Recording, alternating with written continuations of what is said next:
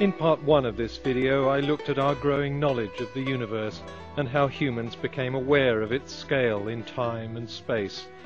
Now I want to explain what that knowledge tells us about how our universe unfolded, how the stars and galaxies formed, and how the Earth was created, not by magic, but by physical processes we know and understand.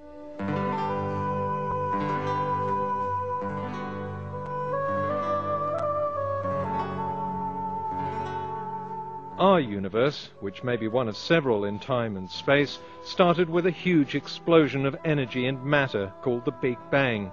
Neutrons, protons, and electrons rode in the wake of an expansion of time and space itself. After 380,000 years, the universe had cooled enough for these particles to come together to form the first atoms. Nearly 3/4 of them was simple hydrogen, just one proton and one electron. 28% were helium, which has 2 protons, 2 neutrons, and 2 electrons. Cosmologists thought this cloud of matter must have been patchy, denser in some parts than others. Otherwise, the denser parts couldn't have come together later to form stars. Based on the state of our present universe and theoretical models of the Big Bang, they predicted what this patchy early universe would have looked like. Denser clouds are always a few millionths of a degree warmer than the emptier parts of our cosmos, so cosmologists knew that if they could look back 13 billion years, they should be able to see the heat imprint of these early clouds of particles. They'd have to find background temperatures from the universe's furthest reaches.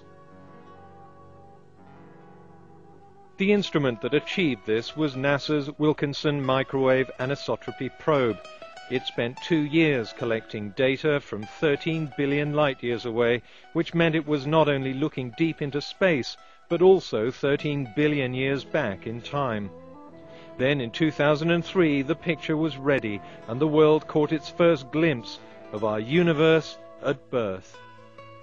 What you're looking at is a picture of our universe just 380,000 years after it was born, as the first atoms were being formed. It's like seeing the photo of an 80-year-old man just 19 hours after his birth.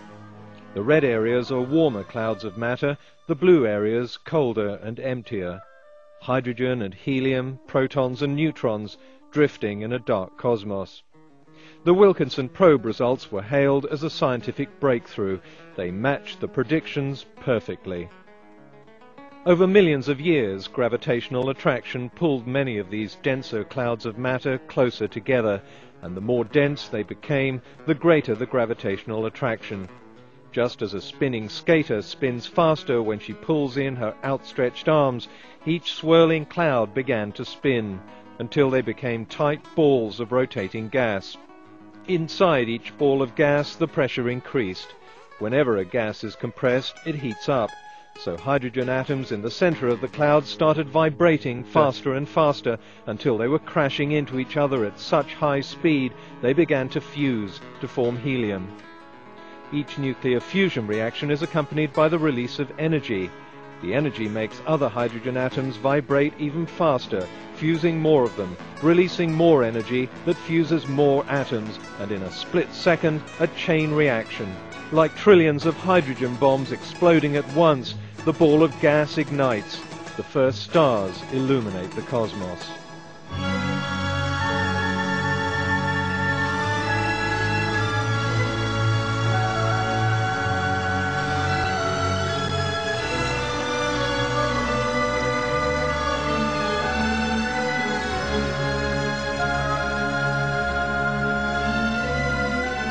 Early swarms of stars were also drawn together by gravitation, forming galaxies.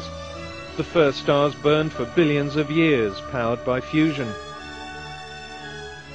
But a star has only so much hydrogen fuel.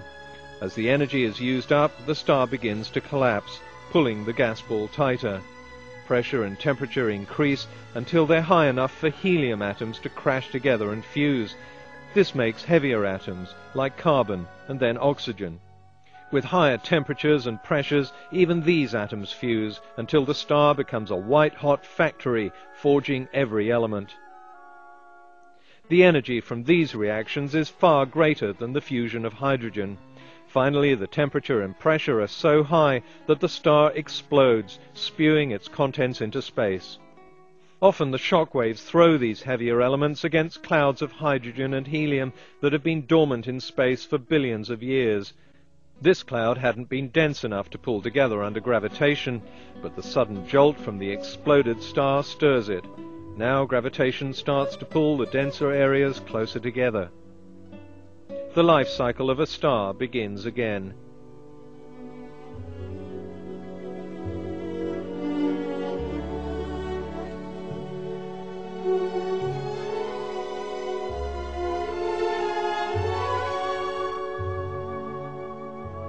Only this time things are different. This time the cloud of gas is laden with heavier elements. Thanks to spectroscopy, explained in part 1 of this video, we can measure the proportion of the different elements in stars and in our own sun. Because stars have been forming since our universe began, we can see them in all their different stages of development, from their inception to birth, maturity, old age, and death. So we know the rate at which hydrogen and helium fuse. The proportion of the two elements tells us the age of the star. Our Sun is about halfway through its life cycle, which makes it about 5 billion years old. So 5 billion years ago, a nondescript cloud of gas must have come together in this way and formed a medium-sized, rather nondescript star on the edge of a very ordinary spiral galaxy. As it formed, the heavier elements in the cloud created rings of dust in orbit. Over time, these came together under gravitational attraction to make tiny rocks, then larger rocks, a process known as accretion. This isn't an extraordinary process. In our tiny corner of the universe alone, cosmologists have detected hundreds of planets, so there could be billions of them in just our galaxy. Some would be too close to a star, and water would boil away in the intense heat. Others would be too far, and water would freeze. But for any planet in an orbit between those two extremes, water would be liquid, just like on Earth. Within a few 100 million years, accretion had created a huge ball of rock that would become our planet. At first it was molten because of the energy of millions of collisions. Then the molten ball began to cool, and a hardened crust formed over it. A few million years after it formed, the Earth was cool enough for water to condense, and over the next billion years, chemical reactions created replicating molecules that would one day evolve into simple cells. In the two parts of this video, we've seen how our universe, our Sun, and eventually our planet formed over a period of 13.7 billion years, without any need for invisible beings. So we know the universe wasn't made in 6 days, and of course we know it's a lot more than 6,500 years old. If you want to believe in a recent mythical creation, then you've missed out on a lot of the incredible advances in knowledge over the last 300 years. You've also missed out on something that would have astonished the 4,000 generations of humans who preceded us, and who were so curious about the creation of our world that they had to invent gods and spirits to explain it. They would never have dreamed that one day we'd have the technology to look back in time, nearly 14 billion years, and take a snapshot of the birth of our universe.